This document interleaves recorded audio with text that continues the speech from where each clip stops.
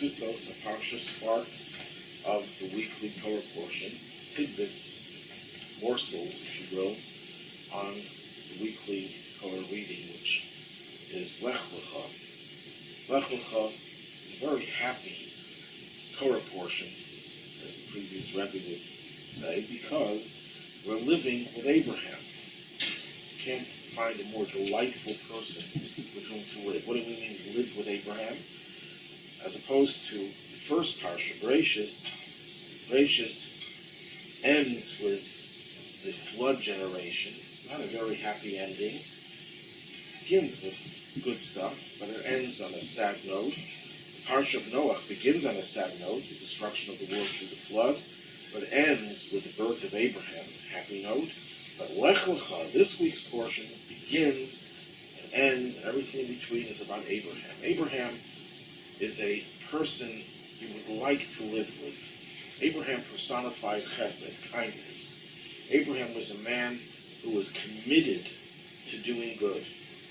And we inherited our trait that makes the Jewish people stand out, the trait of going out to help other people.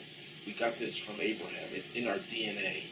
If you look around, and I saw this when I used to work on campus, that almost every group, every movement, every organization that is devoted to helping people, whether they're guided the right way or misguided, many of them were misguided, but at least in their minds, they felt they had to help humanity. These organizations were populated not just in disproportionate numbers by Jews, but in actual numbers. Jews were the majority of the people who did whatever they can do, sometimes at risk, at their own peril, to help others. Where did we get that from? We got it from Abraham. So living with Abraham is a delightful thing. Now, this week's portion, Genesis chapter 12, picks up the story of Abraham when Abraham is 75 years old. Well, Abraham probably had a good life before he was 75. So what's going on? What happened to Abraham before his 75th birthday? Does life begin at 75? Well, we know a lot from the oral tradition.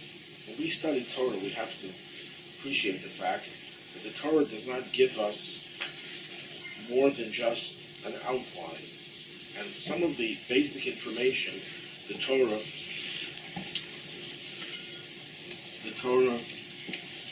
just hints to, but we know about it in detail from the oral Torah, which was later recorded in the Talmud and the Midrash. So we're told, number one, that Abraham was 3 years old when he began to recognize the existence of a creator, of a God who created the universe. Steeped in idolatry, his family, his community did not teach him that, taught him paganism, worship the stones, worship the wood. He recognized the one God at the age of 3. Maimonides and others say he was older than that, but the different views, whether he was 3 or 40, 48, are reconciled that he developed his theology in stages, but his initial recognition of God was at the age of 3. And it's interesting that when do we start our education of our children? It starts basically at the age of 3. That's when we start teaching them verses of the Torah, sometimes before 3, but usually at 3. That's when we give boys their first haircut, but that's a separate subject we won't go into right now. So Abraham, at the age of 3, is already a revolutionary. He recognizes one God. According to the Midrash, he destroys his father's idols. He's taken to Nimrod, the mighty king, and Nimrod challenges him and says, why don't you worship the idols? He says, what do you mean? An idol's made out of wood. Take some fire, and the fire will consume the idol. Nimrod says, then worship fire. He says, but water can extinguish the fire. Then worship water. The clouds can contain the water. Worship the clouds. The wind will blow the clouds. Then worship the wind. A human being could withstand the wind, so worship me because I'm the most powerful human being. And when Abraham refused, he had him thrown into a fiery furnace, and he came out miraculously unscathed. That was the first of 10 tests to which Abraham was subjected. The Torah doesn't mention that. It hints to it in various places. The word ur-kasdim, ur comes from the word fire, is a hint to it, and other hints in the Torah, but it doesn't mention Abraham, a man who grows up in a pagan environment, who has no exposure to the belief in one God, comes to that belief on his own, gives his life, or is prepared to give his life. No mention of it in the Torah. The Torah starts with LECHA3. Go, leave your father's house, leave your birthplace to a land that I will show you. Why is that the first statement the Torah makes about Abraham's life and therefore his contribution and his greatness? One of the answers is that if the Torah would begin with Abraham giving his life, Judaism would then be viewed as a religion that focuses on the absence of life, going beyond life. Yes, there are times when a person has to be prepared to die for a cause, but Judaism is about living with a cause. It's about translating the highest ideals into everyday life. So the Torah therefore begins with Abraham simply leaving one lifestyle and adopting another lifestyle. That's the most powerful lesson for us. Yes, when we learn the oral tradition, we learn the Midrash, we learn the Talmud, we discover that Abraham was willing to die for his beliefs, that we have the need to sometimes give our lives for the belief in one God. But that's not what Judaism revolves around. That's one way of explaining it. Another way of explaining why the Torah begins with Abraham being told by God to leave his father's house, his homeland, and so on, his birthplace, is because everything that Abraham did up until this time was self-motivated. And we put a lot of emphasis on things that we do self-motivated. But Judaism, we should not confuse with subjective attachment to a God. And each person can say, well, this is how I feel about God, and this is what I want to do for God. And the other person says, well, that's for you. For me, I have another idea of what I'll do for God. And to paraphrase a famous president, ask not what God can do for you, ask what you can do for God. So the Torah begins with God telling Abraham. Ultimately, we have to recognize the fact that Judaism begins with God telling us what to do. Once we have that premise, we then start to initiate our own efforts to do our part, not just sit back passively and wait for God to pick us up and drive us along the path to righteousness. But it has to be predicated on the premise that it all begins with God's commandment to us.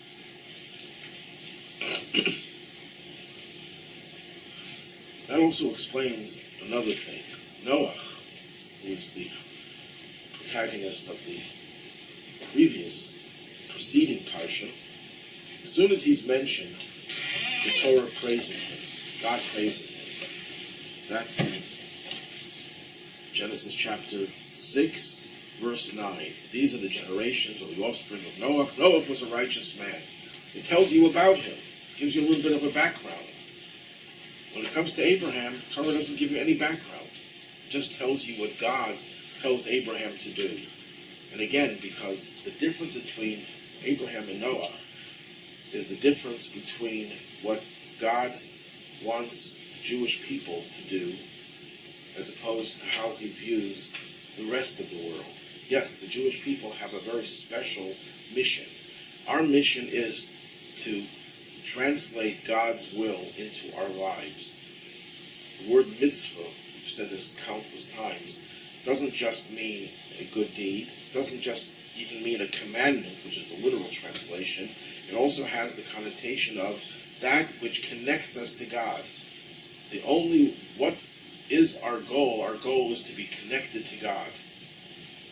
Other cultures base their relationship with God on their behavior and what they do. Noah was a righteous man. Noah did good things. He did righteous things. That's what got him close to God. What gets us close to God is that God commands us. God gives us the commandment and we conform to it. Okay, so what does God tell Abraham to leave his background, his land, his birthplace, and his father's home, to a land that I will show you. God does not tell him where to go. God doesn't tell him to go to the land of Canaan. Land I will show. Apparently, God wanted Abraham to figure it out on his own. Yes, God is the one who commands us, but then he says, now you figure it out. Where else do we find that concept where God gives us a commandment, and then he says, you figure it out. I'm not going to show it to you directly. I will show it to you indirectly, but you have to work on finding it. We find that with regard to Jerusalem and the temple, the site where the Beis Hamikdash, the Holy Temple, is situated. In the entire 5 books of Moses, Jerusalem is not mentioned even once. The closest to it is where Abraham, which in next week's parsha, offers his son, tries to offer his son as a sacrifice. He calls the place Yireh.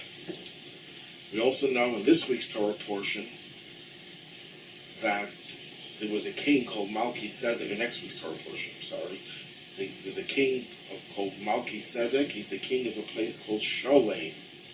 If you put Yireh and Sholem together, it gives Yerushalayim, Jerusalem. But it doesn't ever mention Jerusalem. What does the Torah say about Jerusalem in Deuteronomy? When you will come to a place that you will seek, and then you will bring these offerings there. In other words, God is telling us the place that I will dwell is a place that you have to look for. And we're told in the Talmud that King David, together with the prophet Samuel, looked and searched to find the place that God wanted the temple to be built on. They took the Bible as a guide, and they had divine inspiration as well. It doesn't hurt to have that as well. And they found the right place, which turned out to be the very same place that Abraham offered Isaac. It was the same place that Noah brought his sacrifices, that Cain and Abel brought theirs, and Adam brought his. But it was something that God says, I want you to discover it yourself. Again, this reinforces the idea that I said before. Yes, God is the one who initiates. Judaism cannot start without the belief that God is the one who tells us what to do. But then God says, I'm putting you on the road. You find a way by looking into the Torah, finding the guidance there. God promises Abraham great things. I'll make you into a great nation. In verse 2, chapter 12, verse 2, I will bless you. I will make your name great. You will be a blessing. Those who bless you shall be blessed. The Talmud says that if you hear a Gentile tell you a blessing, answer Amen. Answer Amen. Why?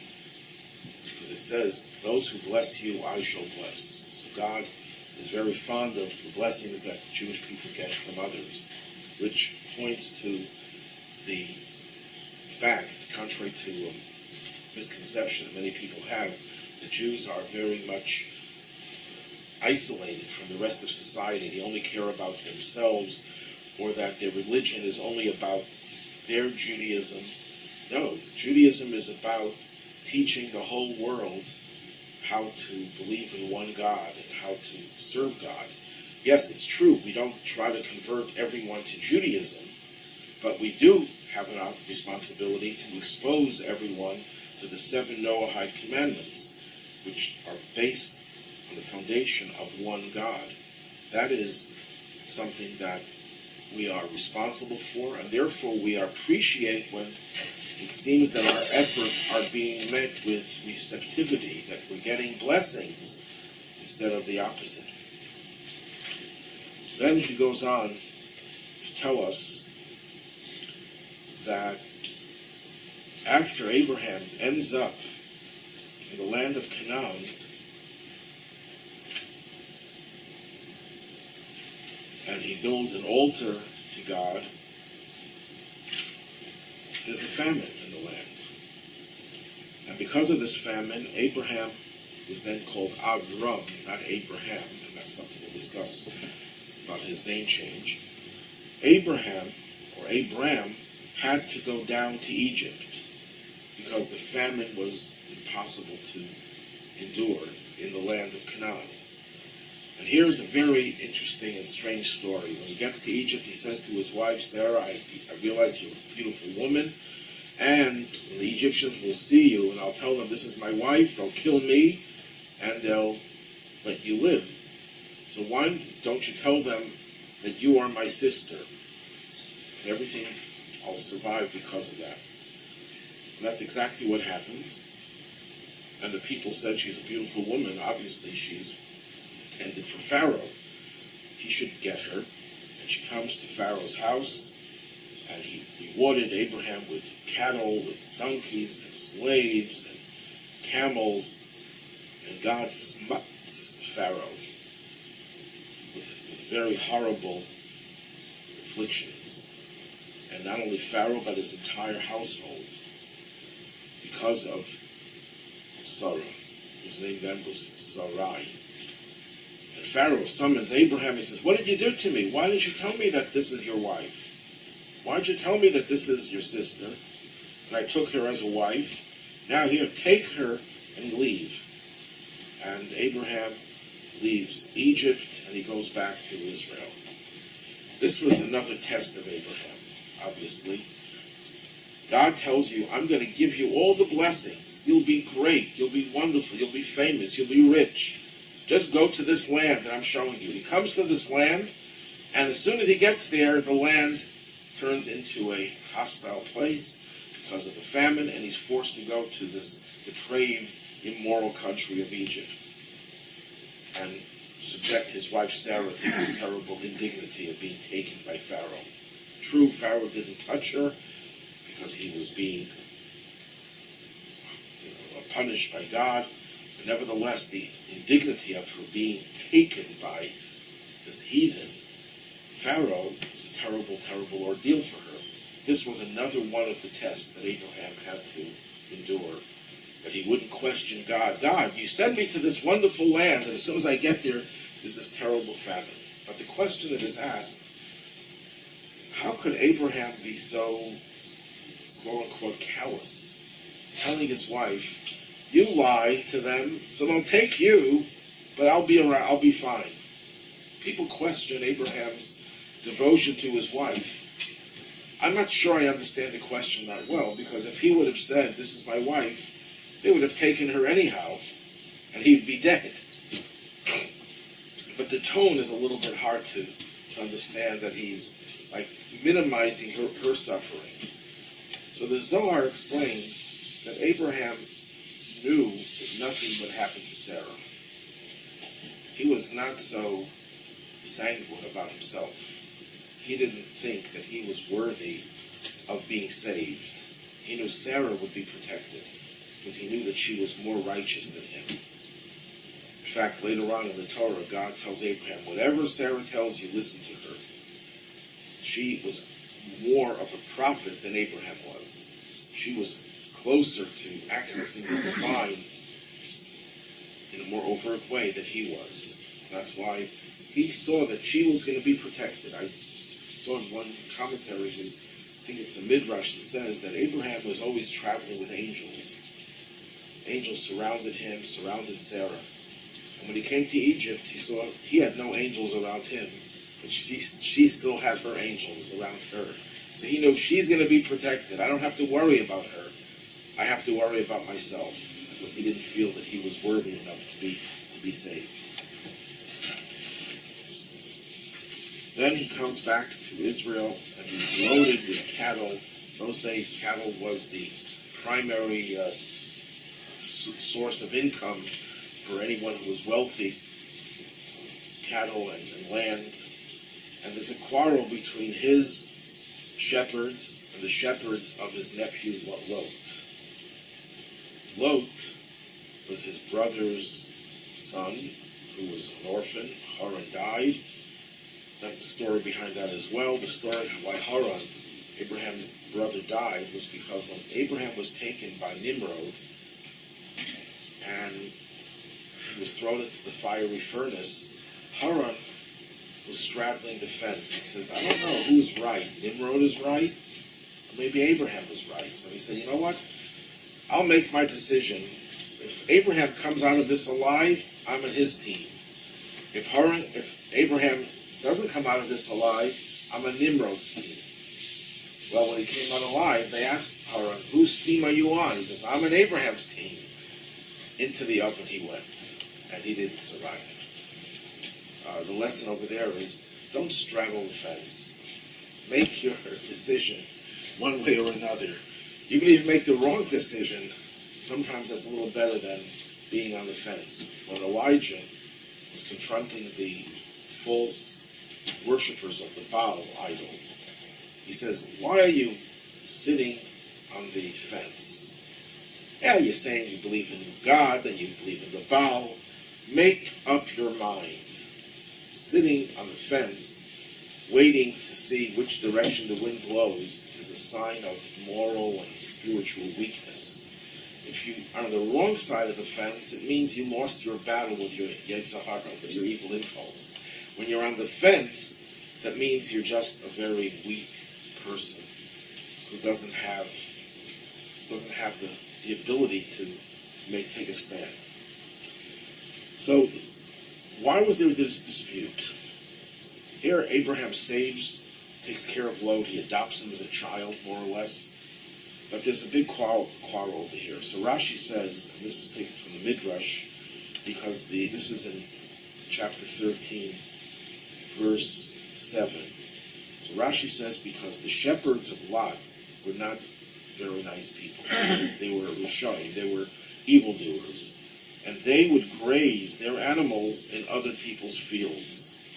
Abraham's shepherds, on the other hand, would rebuke them for the theft. And they would say, look, the land belongs to Abraham. That part they believed in. But Abraham has no children, so Lot is his only heir. So therefore, it's not really theft.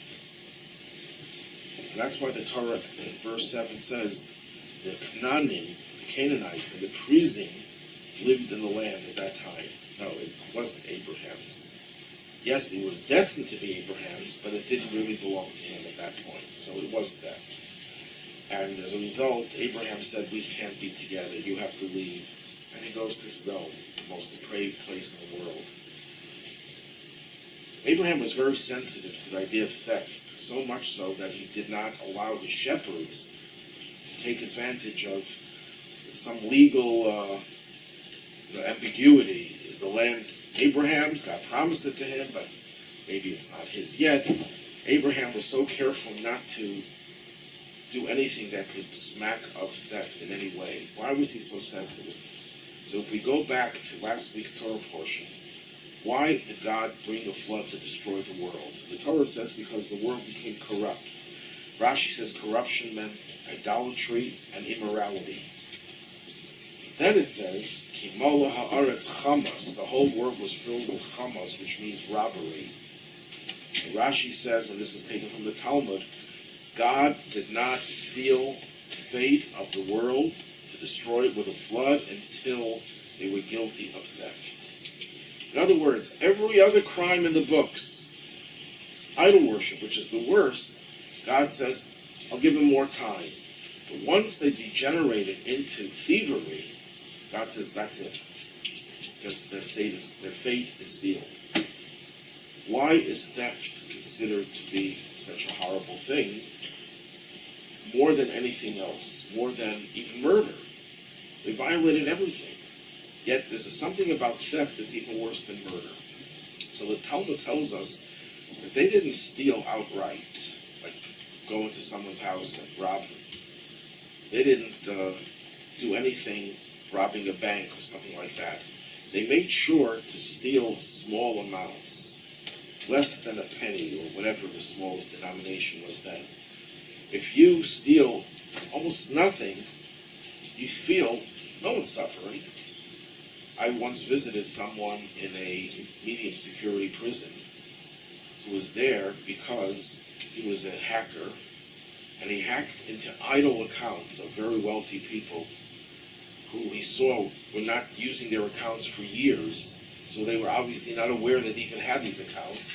And he stole the interest, not the principal, just the interest. I think he told me he made about $1 million from stealing the interest.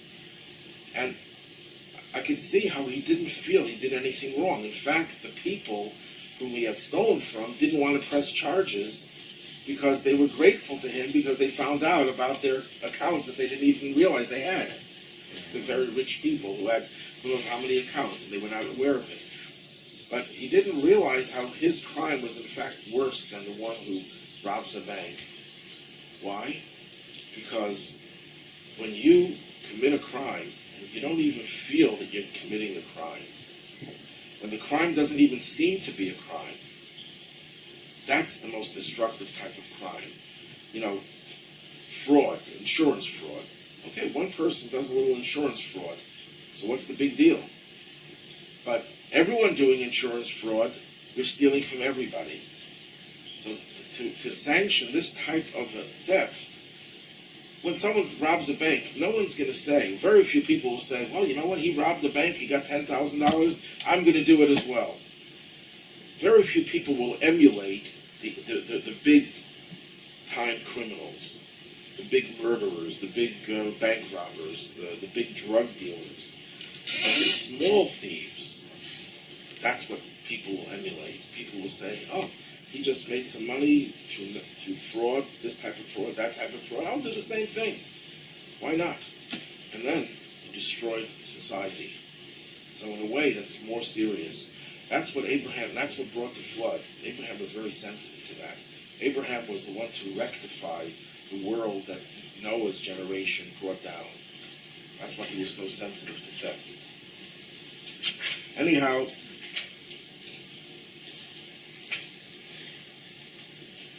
God promises Abraham that his children will be like the dust of the earth. And he tells him to traverse the length and the breadth of the land. He says, because I will give it to you. So it seems that he didn't yet give it to him. He's promising he will give it to him. Then we have another incident. There was an alliance of 4 kings that were fighting a war against an alliance of 5 kings. The 4 kings were more powerful. They won the war, and they conquered the city of Sodom, and they captured Abraham's nephew Lot. And the Torah tells us that someone who escaped told Abraham, the Hebrew, about this, and when he heard that his brother, meaning his nephew, in those days a nephew was considered a brother, was captured, he dispatches 318 of his men, and they pursued the 4 kings. They fought all night, and they actually won the battle against the 4 kings. And Lot was released, and the king of Sodom was very grateful. Melchizedek here takes out bread and wine. He's blessing Abraham. And then the king of Sodom tells Abraham, take the servants here, take all the property here, it's all yours. He was grateful to Abraham. And Abraham says, no, I promise God that I will not even take a shoelace. I don't want you to say that I made Abraham rich. Implying that Abraham wanted everyone to know that God made him rich, not the king of Sodom. Okay, so what's going on over here? First of all, who is this guy who escaped? So Rashi says something very interesting, that it was not someone who escaped from the battle, but someone who escaped from the flood. That was Og. Og was the king of a place called Bashan. He's around in the days of Moses. Moses killed him in a war before the Jews entered into the land of Israel. And though the flood killed everyone except for 8 people in the ark, there was another person who was saved, Og. He was a giant of a man, and he clung to the ark, and he survived it. They had to feed him through the ark. So Og is the one who escaped. And Og, the word ogre, probably comes from the word Og, who was depicted as this huge giant. Why did he tell Abraham that Lot was taken captive? What did he care about Abraham? So Rashi says because he knew Abraham would try to save his nephew, and he'd be killed, because he's no match for these 4 kings, and Sarah would be his. So everything is about, it seems that everything is about women in a sense. Cain and Abel, why was Cain angry at Abel? What were they fighting about? The Midrash says about the additional twin sister.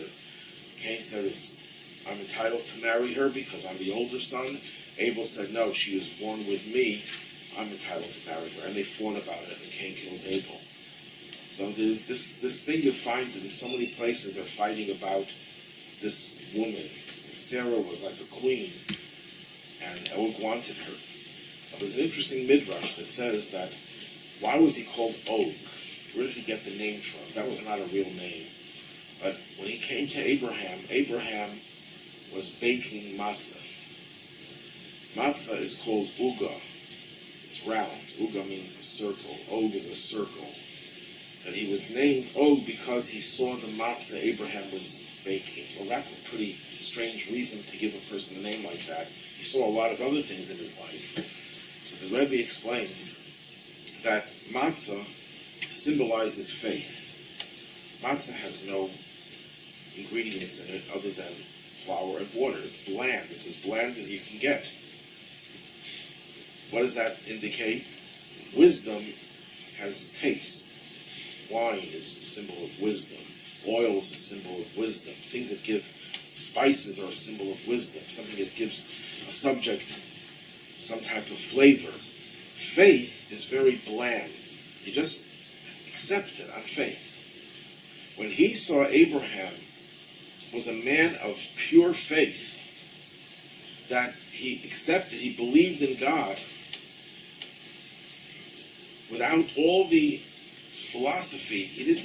Abraham was a great philosopher as well, but that's not what got him to accept God. It's pure faith. He says, this guy Abraham, I know is going to risk his life to save his nephew Lot. That's what motivated him. He knew that Abraham was a fanatic in his faith, and therefore he'll do things that are reckless by pursuing 4 mighty kings. Obviously, he'll be killed in that war.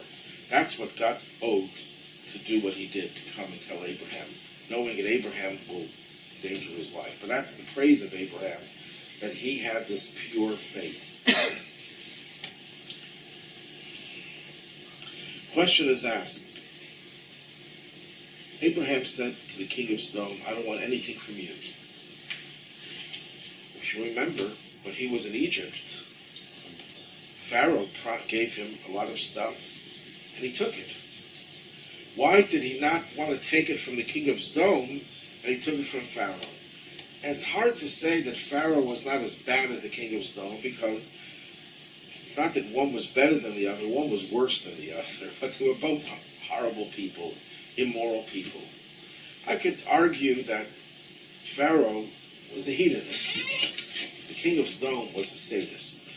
The Sodomite people were cruel. So maybe cruelty is worse than people who are governed by their desires.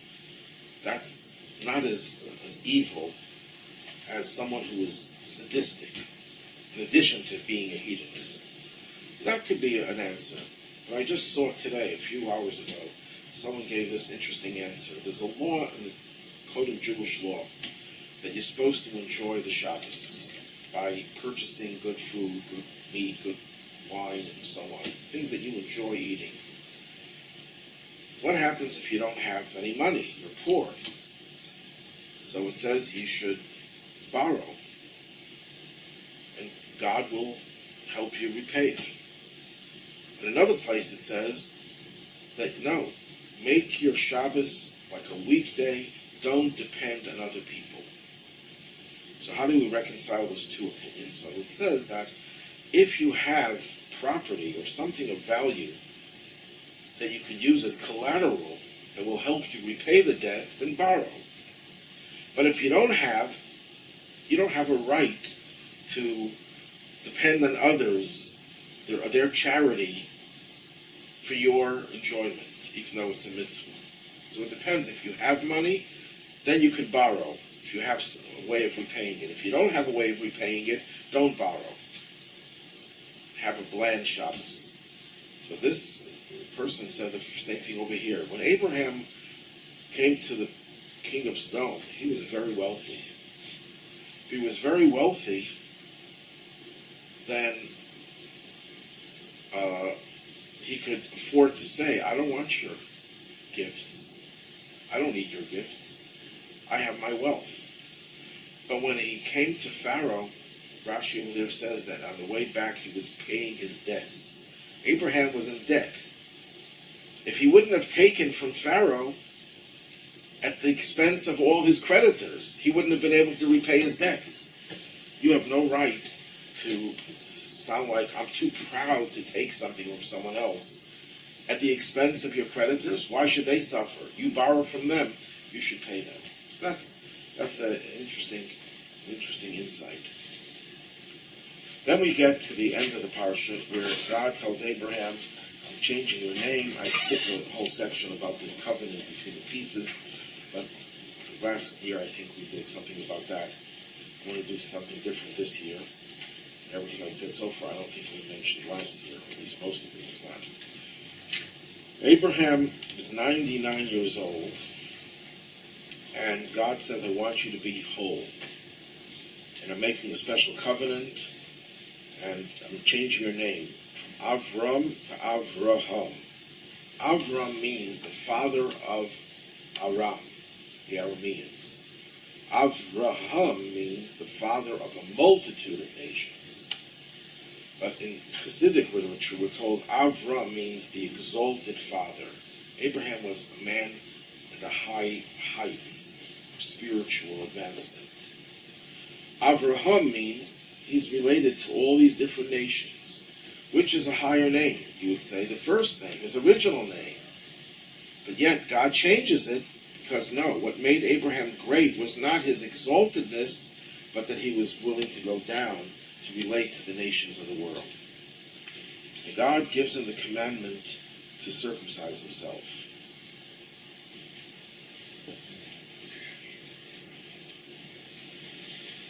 And telling him to circumcise all the males in his household at 8 days. Abraham himself, of course, was 99, and he had to do what is called auto-circumcision. Although Rashi says God helped him along. But at the age of 99, to do it to yourself is not something that most people would do, but that was one of the things that Abraham demonstrated, his complete devotion to God. Question is asked, very famous question. The Talmud says that Abraham, as well as the other patriarchs, fulfilled all the commandments of the Torah before it was even given. They anticipated prophetically that there would be a Torah with all these commandments, and they performed them. Some commandments, like eating matzah, they can do. Some commandments they couldn't do because the existence, let's say, of tefillin didn't exist. Tefillin contains the story of the Exodus. It didn't happen yet. So we're told that they observed these commandments in a spiritual manner. That they did everything. Why didn't he circumcise himself years earlier? And one of the answers is you can only circumcise yourself once. Once you do it, you can't do a repeat performance. So Abraham had this question. If I do it now, when he was much younger, I would get credit for doing something that I was not commanded to do, which is great. But if I wait for God to command me to do it, I will fulfill a divine commandment. Which is greater? Someone who does something for God that they were not asked to do, or someone who fulfills a commandment of God? Well, that's what Abraham came to the conclusion. Actually, in the Talmud, it's not that clear. Rav Yosef, one of the great Talmudic sages, said, he was blind, and there's a dispute if blind people have all the commandments that a seeing person has. So he said, if someone would tell me that a blind person does not have to fulfill the commandments, I'll throw a party for him. Why? Because I do the commandments even though I'm not obligated. But then he said, I realize that no, the other way around. If someone will convince me that a blind person is obligated, then I'll throw a party, because it's greater to fulfill that which you're commanded to do than to do something that you're not commanded to do. Why is that? So the commentaries explain that when you're commanded to do something, there is always going to be a resistance from the Yetzer Hara, the evil impulse. If God tells you to do something, there'll always be a counterforce that will prevent you from doing it. You have to struggle to do it. If it's volunteering to do it, you want to do it, there's no struggle. You're not commanded to do it, so there's no big stakes for the evil impulse to stop you, and he'll have you do it. He won't mind, and therefore there's no struggle there. Also, as we said before, the word mitzvah means commandment, but also means connection. When God tells you to do something, he's creating a connection with you. If you don't have a commandment from God, you can't connect to God on your own, because God is infinite and you're finite. Only God can bridge that gap. So yes, it's a wonderful thing to volunteer, but it's limited how far you go with it. When you do a commandment, divine commandment, you go to the infinite level. So that's why Abraham, we're told, knew that God is going to tell him to do it. So even though he could have done it before, he realized that that would be the ultimate achievement. He's doing it because God says so. Everyone should have a good night, a good evening, and a good Shabbos.